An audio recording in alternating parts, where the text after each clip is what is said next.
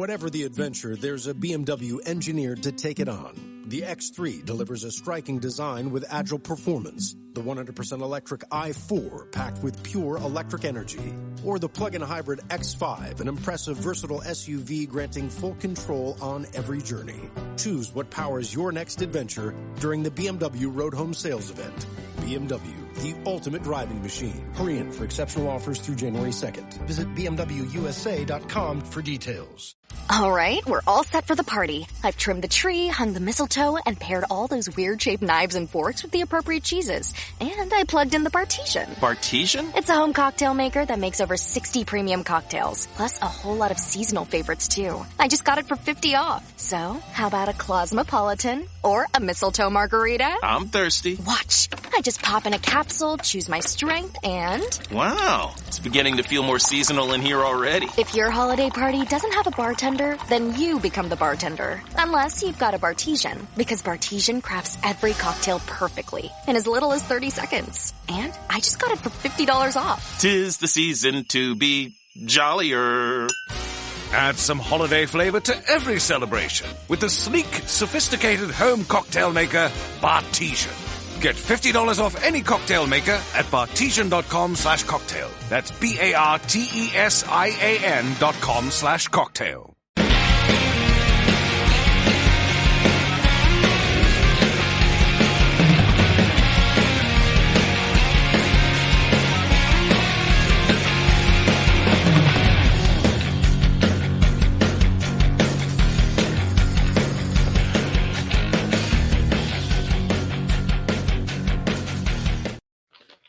What's up, everybody? Welcome back to a special edition episode of Hops Geek News, where we are going to talk about Supernatural Season 9, finishing up that season from episode 17 to the finale. Like I said, short special edition episode as we wrap up this season. Especially because this is also dropping today, September 13th, which is the anniversary of Supernatural. It is the 19th anniversary. Last year, we actually did a Scooby Natural episode because it is also the anniversary of Scooby-Dooby-Doo. Okay. We did. So, follow us on social media, like, subscribe, share, follow. If you want to support the show, patreon.com/HopsGeekNews, or you can buy us a beer, paypal.com/HopsGeekNews. Let's roll into it. Episode 17, Mother's Little Helper. We get some flashbacks here as we see Henry is back, baby. We see Abaddon take over the body of Henry's gorgeous fellow men of letters. They are undercover as a priest and a nun. Cuts to present day. Sam's investigating some weird stuff that was going on in the town. Turns out Abaddon is stealing souls. Go figure. Sam then meets an older woman who was a young nun back in the day when Henry was in town years before. Sam saves some souls. Dean stays back. Him and Crowley are even more into researching the mark of Cain that Dean now has. However, he's lying to Sam about it because we can never be truthful, folks. And lying to Sam, does that make me your mistress? That doesn't make sense. It's his brother, Crowley. That's weird. Yeah, that is weird. So Misha Collins actually directed this episode, and the title was from 1966 Rolling Stones song. This episode was interesting. I was like going back to Henry. I thought he was really cool, but there was nothing like shocking about it. But the one thing I always wonder, like when their soul gets eaten by like a Mara or somebody, it's like, so when they die, they're completely dead, I assume. Like they're not going to heaven, they're not going to hell, they're not going to purgatory. I assume if their soul is gone, that they cease to completely exist once they're dead. I don't know, but I assume I don't really know either. That's a good question. I was kind of wondering that myself. But yeah, I mean, it's good. I mean, we're getting there. This is kind of like coming up on the penultimate episodes, right? When we go into episode 18, which is Metafiction, where Cass rejects Metatron's offer because, Metatron's a lying asshole. And because he tried to use an allegedly dead Gabriel to get him on his side. Cass realizes it's bullcrap because when his coat is no longer ripped, good small details, way to pay attention. And the boys then capture Gadriel. Continuity. He's not so bad after all, though, because he was creating things to lure angels in for Metatron, but he genuinely like was on Dean's side and things. So from there on, he wants Dean to kill Metatron. He's really like, just kill me. And Dean's like, wait a minute, you want me to do this? Yes. Just sad. He's Metatron. It's sad. He's working for the bad guy, and he knows it. I don't know. But you got to realize Gadriel lived his whole life locked up and being blamed for like letting the snake into the garden. True. Like, come on, man. Poor dude. Metatron's given Cass all sorts of pop culture references at this point. Metatron and Gardriel escape. That's when Cass notices the mark. Cass then sends out a message for Angels as he intends to lead them against Metatron, as Hannah had asked at the beginning of the episode.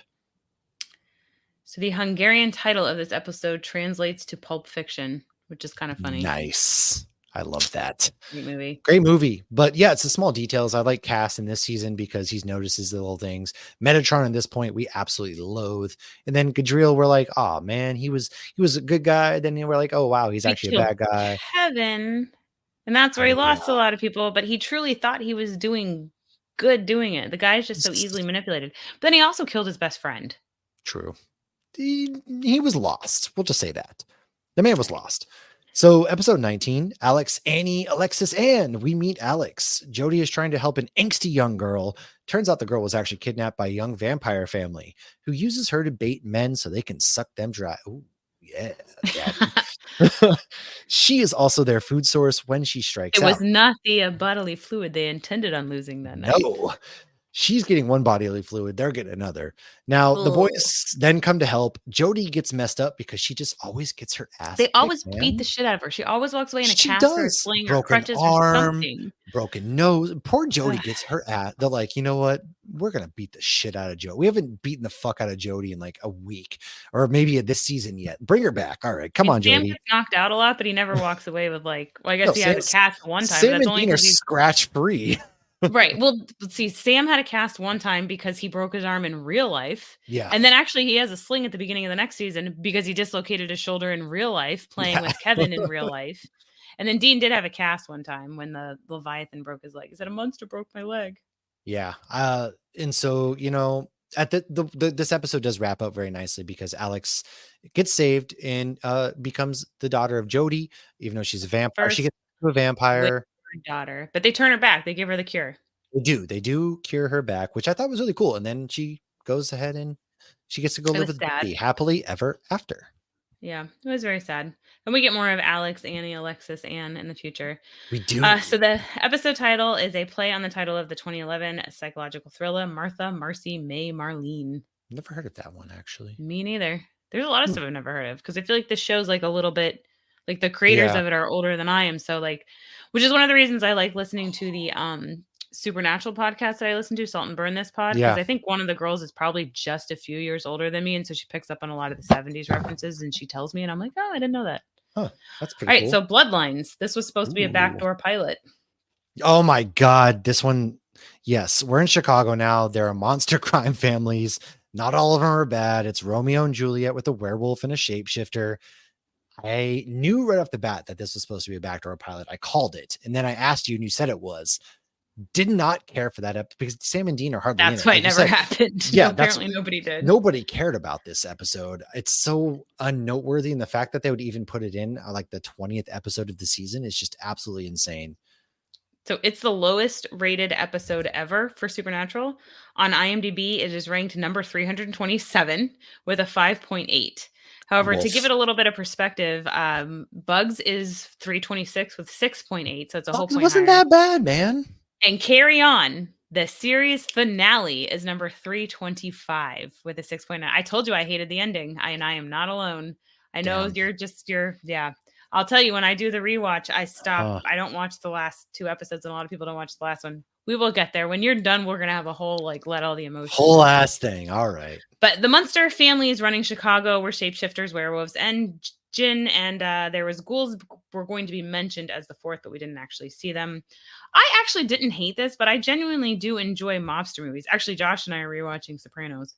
Had the CW picked up Supernatural Bloodlines, the fifth family was actually going to be revealed as sirens. Ooh. The baby in this episode was actually owned by a fan. I don't know why, but I found that fun fact. That is kind of fun. My baby was in the show. I like this 21. More than the finale.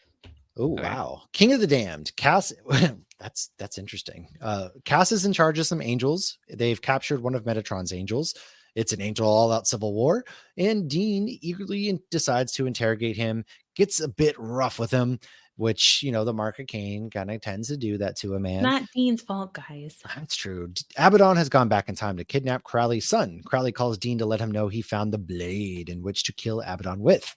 he needs to meet him, which then he signals to Dean that he's being held captive when he says Poughkeepsie, which is I a love little that. town in New York.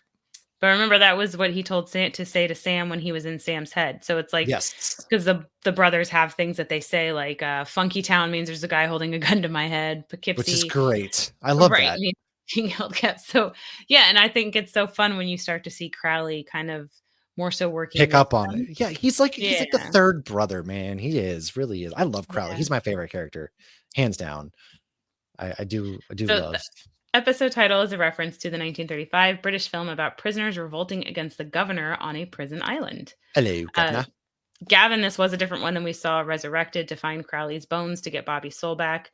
This Gavin I thought was interesting because he seems more weak and more like almost like silly and just goofy and uneducated. Mhm. Whereas when we got the last Gavin, he just looked like evil and he was like, Yeah, down he for, returned like- in season 12. Oh yeah, but that's the same Gavin. But there was Oh. years ago. Remember when Oh, Bobby yeah, when yeah. Crowley had a soul? Yeah. Yeah, But that's now right. this is yeah, New because Crowley whatever. saves his son. That's right. All right. So in the penultimate episode, Stairway to Heaven, this is when Tessa shows up. Remember how those angels were killing themselves in the alleged name of Castiel? Well, Tessa is a Reaper. She ends up taking Dean's blade, killing herself, but it looks like She him. makes she Yes. accidentally makes it look like him. Like she's not intentionally trying to frame him, but Right. she's trying to kill herself. And we met Tessa in season 2, episode We did. 1. And that's when Cass loses all the angels under his command when he refuses to then kill Dean. The three of them head to the bunker where Gadriel shows up saying he wants to team up with them because Metatron is crazy. And the episode title is a reference to the 1971 song by Led Zeppelin. And you're buying the stair So why don't I you didn't take us think you to were the gonna keep finale going right into- quick? to heaven. Okay, episode 23, the finale. Do you believe in miracles? The finale for season 9. So the blade is really giving Dean some bloodlust. Sam and Cass take the blade and lock Dean up. Dean then gets sick because he needs the blade and he needs to kill something. It's literally making him ill. Gadriel dips out at this point because Dean tried to kill him. Dean summons Crowley while he's in the dungeon. Crowley and Gadriel get into heaven by using the Wookiee method because Castiel is now equipped with all the pop culture knowledge. Yeah. Gadriel then kills himself in Heaven's jail to let Cass Tough. escape and because he can't be there anymore. Side note real quick. In Star Wars Rebels, they actually did the Wookiee method first. So you could That's say true, that they it happened did. in Rebels before it happened later in Star Wars. Okay. So Gadriel then kills himself. I just said that. So he even gets a bunch of homeless people to defend him. So this is Marv. So meanwhile, Metatron is pretending to be Marv and healing people while others film him. He even gets a bunch of homeless people, I was saying, to defend him and kill on his behalf, which of course he's loving every moment of that. Yeah. Dean goes to kill Metatron, but ends up getting himself killed. Cass, which is interesting too, because Sam then brings Yeah. him back to the bunker and lays him nicely on the bed. I'm like, that is a full ass grown man, and that is completely dead weight. Yes. Cass does break the angel tablet, which seems to weaken Metatron, and he captures him and sends him to Heaven's jail. Cass then learns about Dean, that Dean has passed. As Sam is trying to summon Crowley, Crowley is already bringing Dean back as he places the blade in his hand, and he says, "Feel how That I feel." leads And us to Dean the is exciting black season 10 eyes. where him and Crowley are doing demon shit. They're gonna go howl at the moon, like I got Wolverine on my shirt Yeah. howling at the moon. I'm excited. Shout out to Riley. Yeah. As Dean is blaming Metatron for Cass's grace, Kevin's death, and everything else, he says to Metatron, "Hell, I'm blaming you for the Cubs not winning the World Series in the last 100 freaking years." In 2016, you know what?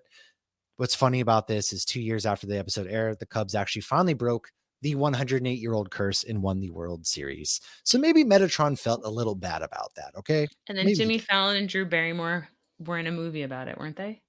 That was the Red Sox. Okay. That was Oh Fever my Pitch about the 2004 Red Sox. Jesus. Yes, I was gonna say, wait, that timing doesn't add up. Before You know, being I'm really replaced.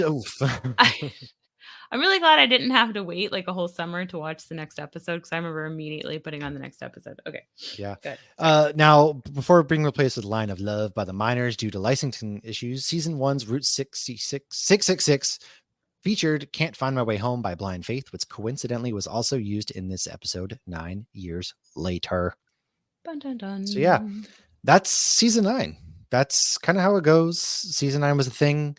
It wasn't a bad season by any means. I didn't really, I think have 10's any, better. I didn't have any qualms with it. I did definitely love season 10 more. But yeah, season 9 was all right. We got some good stuff out of it. Now we get the Mark of Cain storyline, which is pretty rad. Metatron finally gets hushed up and put away, and thank God for that for now. We can only handle so much of him. Yeah. But season 10, we get Demon Dean, we get Supernatural Stupid sexy musical. Dean. We do. Get, yes. What'd you think was gonna happen? Yeah, that's right. My name is Inigo Montoya. You killed my father. But I mean, the musical. I mean, I have all those songs on my Supernatural playlist. The Single Man Tear. That's all I have. Well, folks, that was our amazing. super short wrap up of season 9. Like I said, let us know if there's Supernatural Day. Fun facts that you have about season 9 or Supernatural in general. Drop them to us. We will see you guys soon. Make sure to subscribe, like, share, because we'll be rolling into season 10 here soon if you're a Supernatural fan. And until then, cheers.